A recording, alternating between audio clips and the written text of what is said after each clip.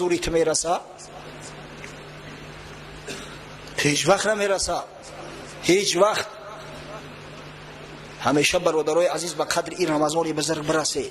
این رمضان ببینه که خدای تعالی اجر و پاداش خودش میده.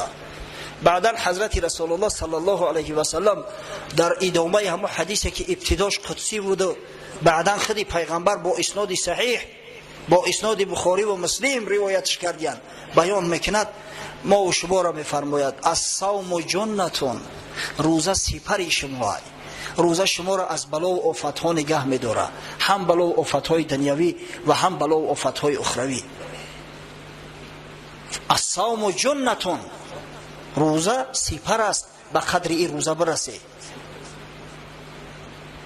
بعدا حضرت میگه فإن کان یوم صوم احدکم فلا یرفث ولا یسخب. یک نفر شما وقتی که روزه میگیره، روزه را پره و کامل بگیره، روزه را به تمام جوارح بگیره. روزه این نیست که فقط دهان تبه پشونی، دهان بندی. روزه آن است که تمام جوارح و تمام اعضای بدن روزه دار باشند، از کار حرام منع باشند.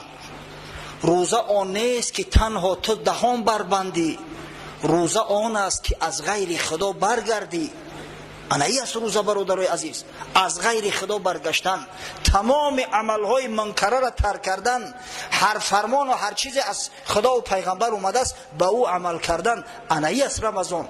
وقتی تو سنت پیغمبر تا که ختم قرآن است ترک میکنی، آخر خاک در سرت، از کجا اون روزه تو کامل میشود؟ به هیچ وجه کامل نمیشود.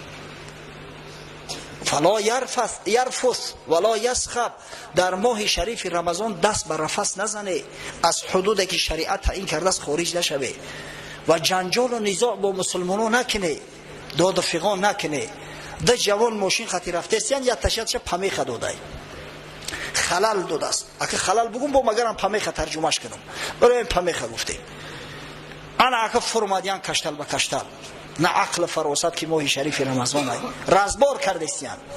ای بشه روزه داره آخی روی هر درگو نخور روزه دار در ماه شریف رمضان با دیگر کشتل با کشتل کن.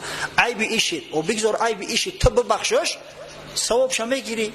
خیلی یک به عقل یک کمبودی کرد در اوت کشتل شم میگیری. فإن صابه احد او قاتله فلیقل این امرؤ صائم.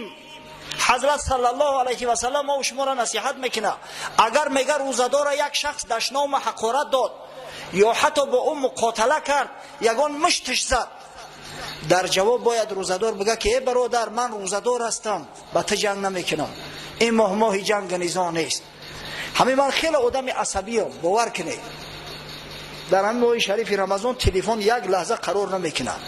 در یک روز باور کنه تا 4 بار زریادش میمونم، زریادش تمام میشه، یک سکون قرار نیست. روز نداریم، خواب نداریم، اینم یک حالی زوره.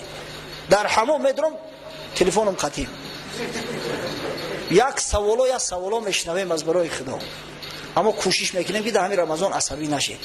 تا بعد دیره که بعضی برادرای بی پروا باشن، شاید زنگ میزنن میگفت دیگه ما تقویم باشیم، داملا روزه را